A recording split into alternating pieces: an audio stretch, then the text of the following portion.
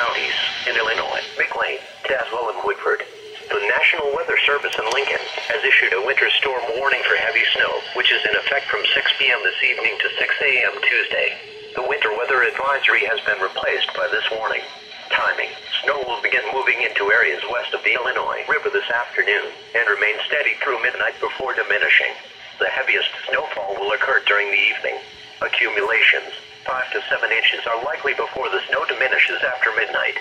The heaviest totals are expected to be north of the Interstate 74 corridor.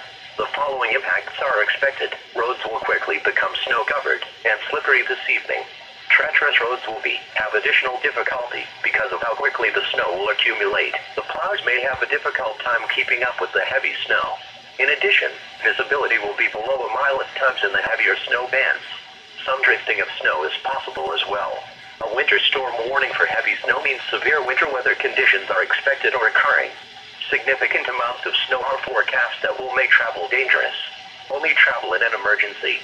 If you must travel, keep an extra flashlight, food, and water in your vehicle in case of an emergency.